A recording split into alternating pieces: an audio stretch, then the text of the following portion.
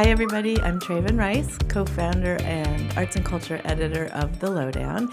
And we're excited to be doing a special episode today with Leah Dixon, who is the founder of Beverly's, which is an art space, bar, and gallery that's been around in the neighborhood quite a while, and recently reopened in a new space about a year and a half ago. Exactly, yeah.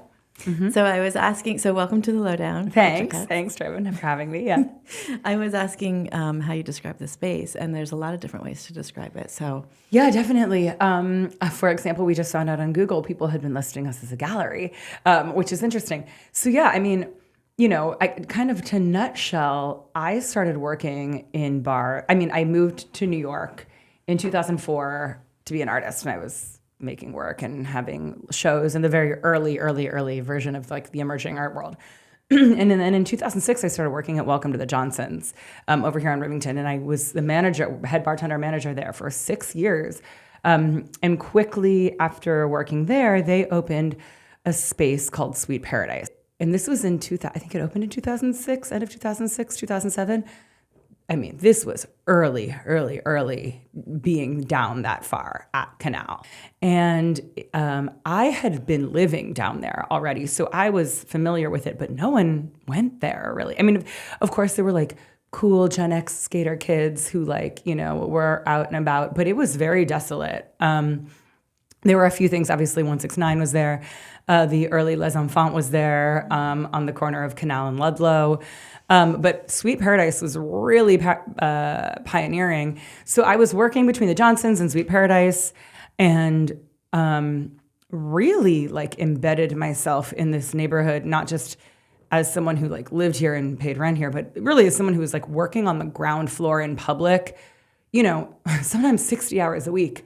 And working on your own art. And working on my own art. And those two things were really intertwined. I was working so much, by far, in a way, the way I was meeting people was actually while being in bars.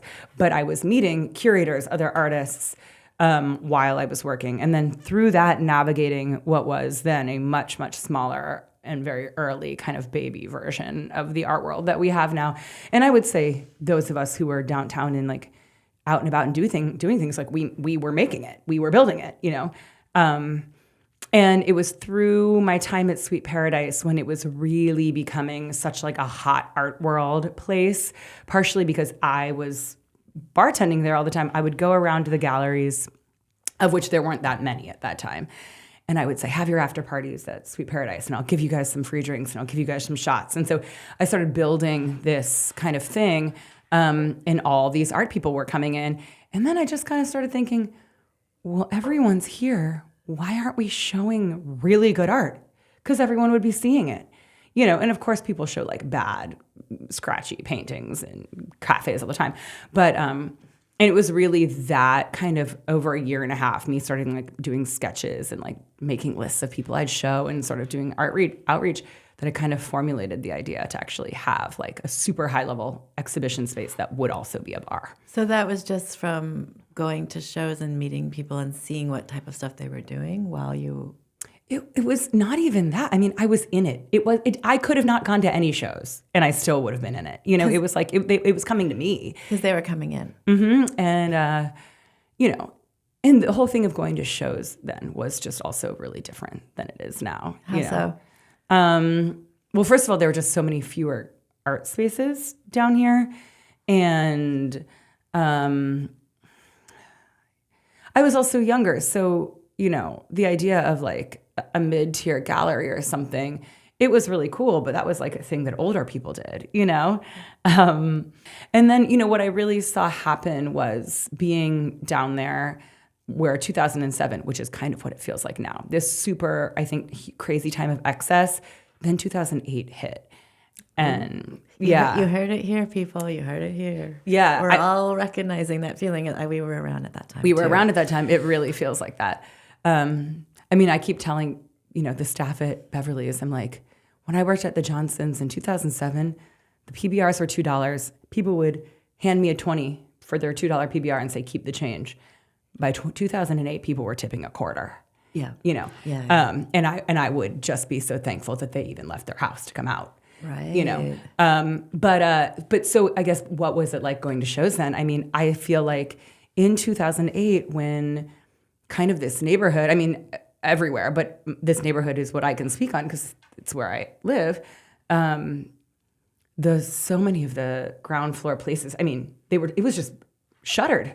The neighborhood was just empty, basically, save for a few places. And I think what happened was people my age were starting to come together and realize they could scrape together enough money to get a ground floor lease for a little bit, and they started opening galleries. Mm-hmm. You can open a gallery really fast, paint it white, put in some lights, get your friends in, and it, you know, over the span of 2009, 10, and 11, thus was born the emerging art world right here in this neighborhood, you know? Yeah. And my question is, who's Beverly? She is also at this time, you know, it was, you know, you wanted to get a job as an art handler. You got $25 an hour. You got to hang out with other artists. So, you know, if we weren't showing in Miami during Art Basel, we were all trying to get art handling jobs down there so we could go down to Miami and party and run around. And it was really fun. And we would always go to this very famous place, Max Club Deuce. It's like a dive bar in South Beach with like the most epic neon. And so my partners, the very first partners of early Beverly's, round one, you know, when you're collaborating with people, everyone has their own ideas and you've got to figure out where you overlap. And we all sort of knew we wanted the bar to be a woman. We knew we wanted her to be an older woman. And I had been designing it for a long time. I had prior lived in the building where Beverly's ended up being. So I knew that building very well and I knew the space. It kind of just like the aesthetics came out of what they needed to be, what I kind of knew I could build. And then also this like riff on this like South Beach, Miami excess, dive bar glam. And so Beverly, you know, we had kind of the idea and then it was not long before we were going to open and we still didn't have a name. And my sister, I think it was her, she like looked up most popular beauty pageant names of the 1960s and Beverly was number one. And then we were like, okay, well, there's already a Bevs, you know, there's a nickname built into it. Like, this is perfect. And I mean, never looked back. It was the most incredible name. I love it. Yeah. I was always wondering. Yeah. It's like, she doesn't exist, but we all know her kind of. She does exist, you know? How funny. Yeah. So the first incarnation of Beverly's happened. We got that lease. It basically took a year to open, maybe a little over a year to open. Hurricane Sandy happened and pushed in the middle of it and delayed it. We opened in February of 2013. But, you know, I mean, I have sketches of Beverly's from 2010 that weirdly look a lot like it ended up looking. But, you know, just because because Sweet Paradise, the bar that I worked at where I thought of it, looked a lot. It was, you know, a traditional Lower East Side, long, skinny space. So, you know, it kind of, those sort of tenement ground floor spaces, there's not a ton of diversity of the layout. So, right. You know, you kind of learn how people, you know, because I'd been working in nightlife in these spaces, I knew how people moved through them and stuff. So, but yeah, it took a year and then opened officially February 2013. Right. So now over 13 years ago. And then things kind of were coming along and it got to be kind of well known. Yeah. It continued to be very much an artist hangout and space and creative space. And then the pandemic. Yeah. I mean, I think that I feel like the pandemic made people somewhat more aware of this. But when I say that you know, my partners at the first space, Dan and Chris, who, you know, we were working there all the time. You know, I think a couple times we paid ourselves each $3,000 a month. I mean, when I say we were I had 2 roommates. I was in my mid-30s. You know, when I say we were scraping to keep that place there was no plan B for if an emergency happened. And obviously, none of us could have ever even imagined an emergency on the scale of the pandemic. And the way that space was so narrow that social distancing was never going to be possible in there. Well, I mean, I think I'll never get over it. I think we're all like deeply, deeply traumatized. And I think that like some of us who are, now in our mid 40s had been living this really amazing, like unbroken kind of like creative life, and the rift and the amount of people who moved away and a lot of places just shut down and never came back. It never came back. And we never have had like a real national day of mourning. I think that the amount of trauma for people who are, everyone, but I think like for us who really didn't just lose our business, we lost our jobs.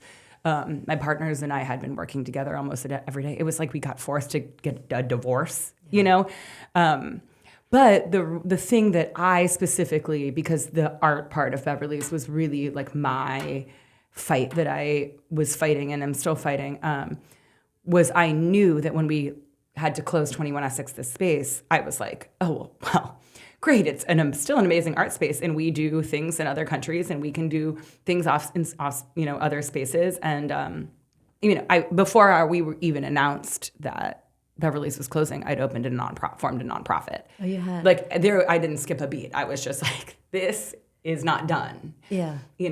Yeah, I read in an interview that you said that something that changed kind of your outlook was, it was like a mindset change about, because you were working and, in nightlife, and then you were doing your own art, and it was so hard to balance that stuff. But once you decided, wait, I'm going to just make everything be my art space, including the work and the nightlife, that changed. Yeah, absolutely. Right?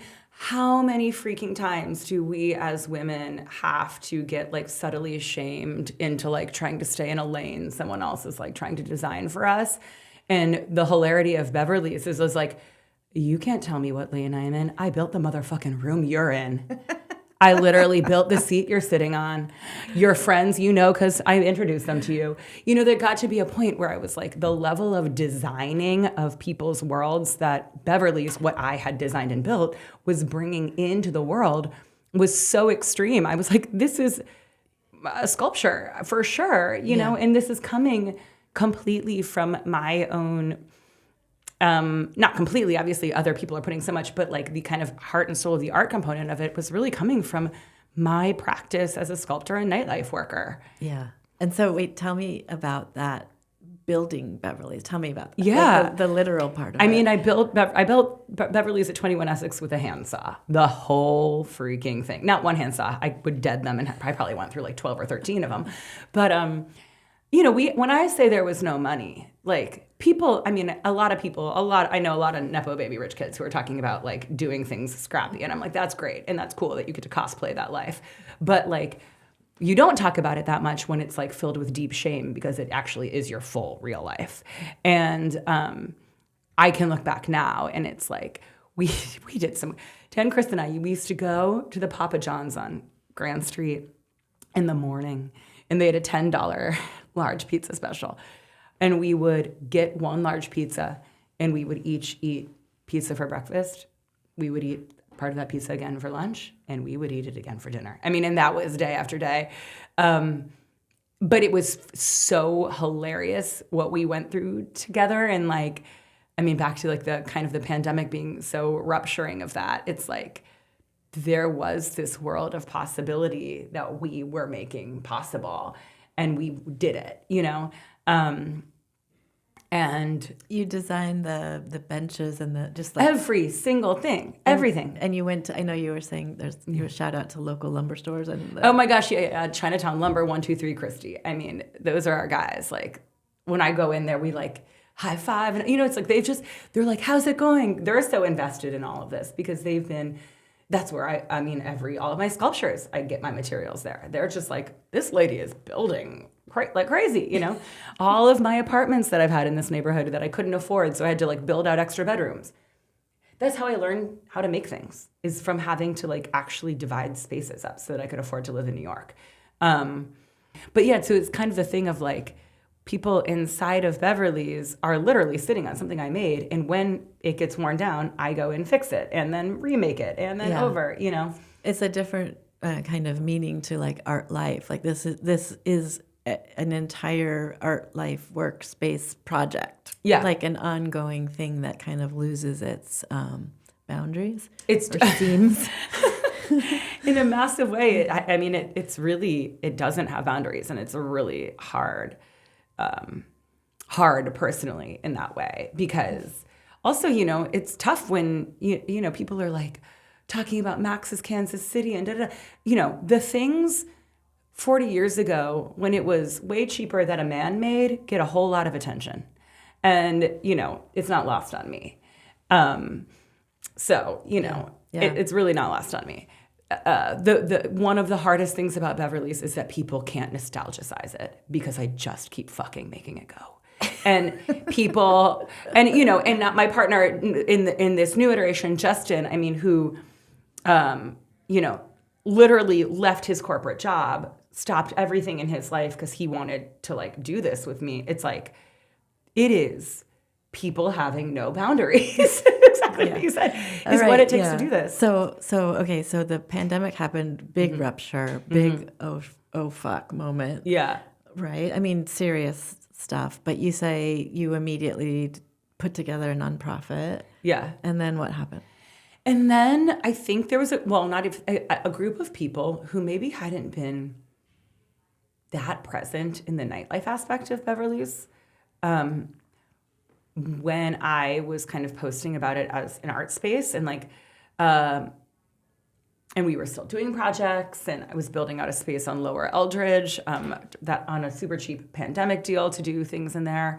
A whole new world of people that I knew kind of emerged as this group, the other artists, of people who had really always been taking it so seriously as an art space, and I think realized they didn't have nightlife experience, but they did have like collaborative, kind of big social art world experience. And this whole new kind of group came together that really was a hugely foundational group as we fundraised through those years. You know, knowing eventually that we would need to get a liquor license again in a bigger space on a longer lease and really do it. So, you know, there were some things about, I think, the part between having the liquor licenses and the bar spaces that was kind of more successful in a way, because it made you focus on the creative part, the art part. Yeah, and I think that this is like no shade to people, but I think that a lot of people in the art world are really scared by how active the bar is. And when it slowed down, they were less scared of it.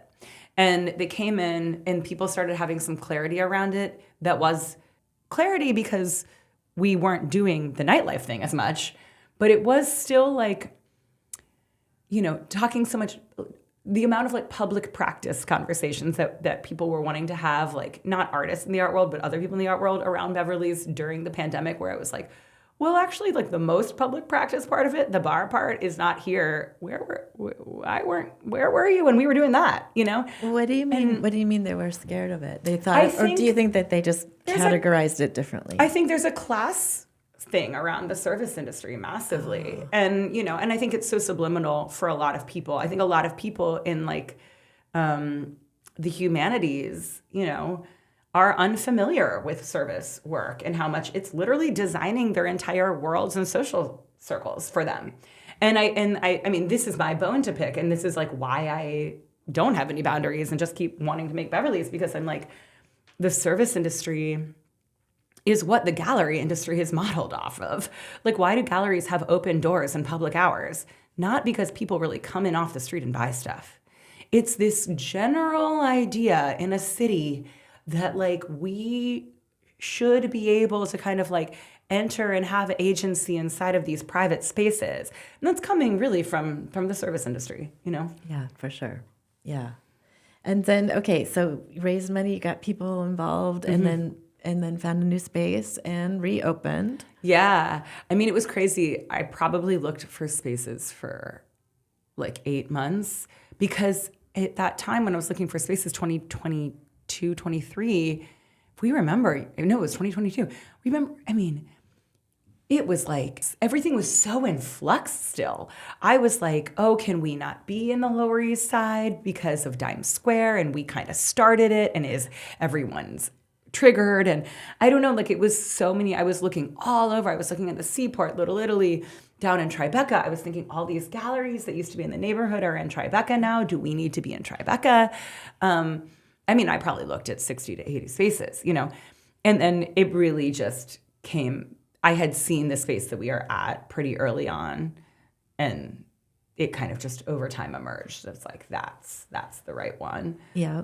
So it sounds to me like then you had the space, but then there was a serious outreach.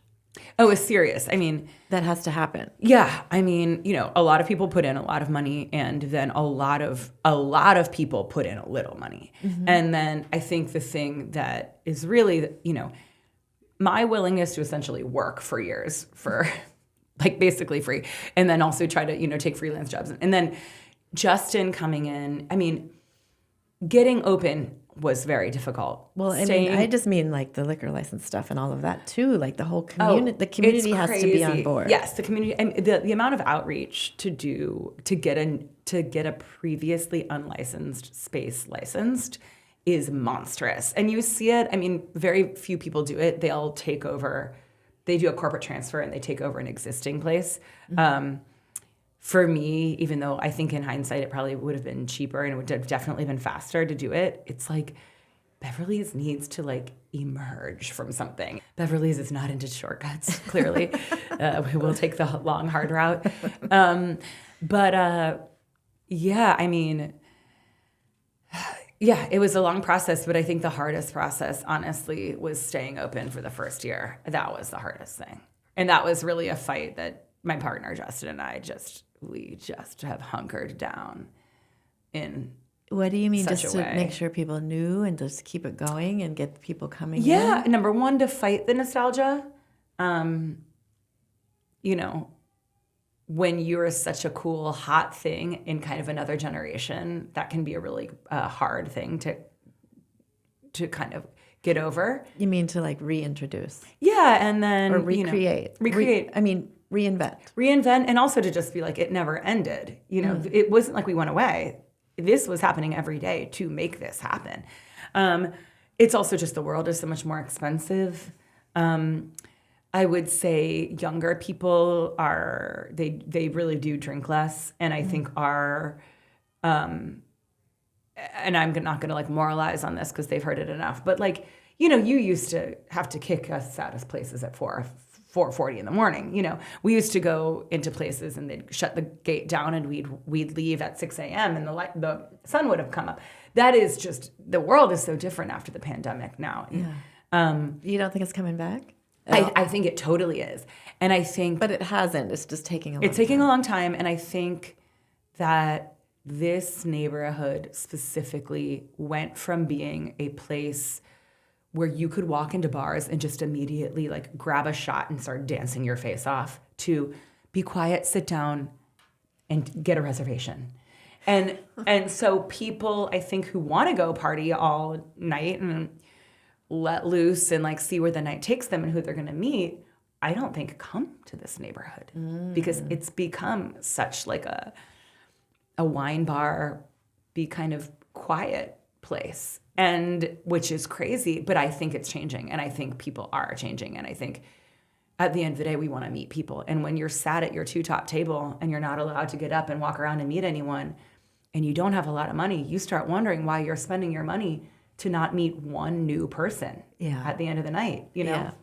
So I see all kinds of different events happening. You guys are doing everything you can do in there. Mm-hmm. I mean, in a good way, all the kinds of like great different events, right? Yeah. This is the push and pull of Beverly's, and I think any space that's like really is for the community. All these events are incredible, and they don't necessarily make money. A lot of times they even cost us money. And so it's trying to keep a balance of why is this interesting to us? Why is this interesting to this community that we're a part of?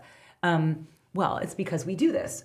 But if we can't make enough money, then we aren't here at all and we can't do anything. So I think it's really trying to we're always just trying to balance that. And it's a real round the clock negotiation, So it feels like, or it looks to me like you've got back on your feet as far as your own shows and your own work, like a little more time for that, right? Yeah. I mean, I could not show other people's of art if I was not showing my art. So tell me about the show that's happening right now. It's at Trotter and Schiller Gallery at 168 Suffolk. So I said to Jenna, the gallerist, about a year ago, I told her, I was like, I have this idea. I want to build like a Capitol or a Parthenon building out of drywall and plywood, and then I want to destroy it in a performance. And she said, well, let's do it, which is crazy because this is not like a very sellable, this is a pretty risky show for her. But yeah, and it's called Capitol Babylon, the narrative falsehood of the static monument. So I don't know, there's so many things. A lot of my work has always kind of been about the fragility of monuments, and the kind of architecture body like fusion that's rare, where we're all incredibly fragile. Obviously, I became an adult right at the Twin Towers fell. Sturdy things were no longer sturdy, and I think that was that's such a really foundational thing for me. My dad was an architect. So, and then, I've gotten really good at building over the time from building all these things. And I really do see galleries as they're these public active spaces. I think it's such a loss to just ask a whole bunch of smart people to just walk into showrooms all day, every day. It feels like a real waste of our collective brain power. So it's really cool that Jenna's letting me do this. So there are artworks in there. This show opened with some things because I had to have some things in there for the opening, which you all should come see. And then I'm just constantly moving them around and reshuffling the space as I'm actually in real time building a monument in a new emerging civilization. Kind of questioning how is power built and how is power assigned, Yeah. We don't know how. We just kind of all agree on it. Or we don't question it. Or we don't question it. Yeah.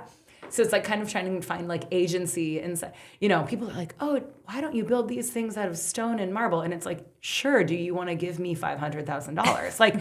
I think that there's this idea that these things can't be questioned without these high production value gestures is so disempowering. And I'm if there's one thing I've learned from living in this neighborhood and moving and shifting things around for so long, it's you find what you can access, you design based on what you found, and you ask yourself who your audience is, and you just do something to talk to them. And that's what's happening in there. And it looks really cool. So you guys should come in. Okay, definitely. Yeah, I'm going to come in for sure. Yeah. So you came right out of school. You got here. You wanted to make art. Mm-hmm. What would you tell the 2026 version of somebody who is an artist and wants to make art in their 20s now? What's the advice? Oh gosh. I mean, I want to say this with not putting a damper on all the choices that people have to make now, but moving to Lower Manhattan, I think, is still something that people should try to do. I remember when people lived when the art world was much more centralized and you could walk around to each other's houses and we could make art on each other's roofs because we couldn't afford studios, and there was an accessibility to it. And I think it was better. It is sad to me that so many people move here right out of school and they move so far away from where the central locations are that I almost question if they ever really know what it's like to live in New York. Mm-hmm. They're still living a pretty suburban experience, I think. And I do honestly see it sometimes in the maturity of the people coming to Beverly is they have not transitioned into urban beings fully yet. Mm-hmm. They don't want they want people to not touch them. They don't, they want a level of space that's just not what makes New York what New York is. So I would say, I would tell myself, have roommates and do it up so you can live where you want to live. And God, I think I would hope that it's so hard to think about because I'm remembering what I did do. Like I moved here before smartphones. I would hope that I would let myself get lost and that I would talk to people and that I wouldn't wait for some listicle or best of to tell me where to go. I think I would hope that I would be discerning enough to figure out what I was drawn to on my own. Yeah. And I think that smartphone kind of what's on TikTok, what's the hot new place, where do I go? Let me follow these influencers is a part of our culture now. Mm-hmm. But, I think we were talking about when it comes to creating community and being in community, that's not how you do it. It's really not. I mean, sure, you can like have your TikTok community. That's one kind, I mean, God, what would I do? Be a regular somewhere. Go to a few places all the time. Get to know the names and the stories of everyone who works there because those people, I feel like by embedding yourself in a physical space, aligning yourself with an aesthetic, aligning yourself with a group of people, and that's the great thing about the service industry, you can just walk right in, is how you navigate a huge place like New York. And, I certainly was a regular at a bunch of places, and through that network, there is Beverly's, literally, from the lineage of the places I was a regular at. And then some of them I got hired at. But it's like there's something about being discerning.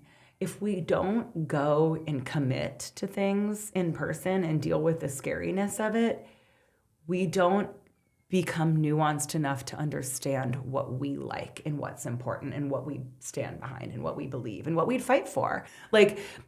Go show up for the things that have made the commitment.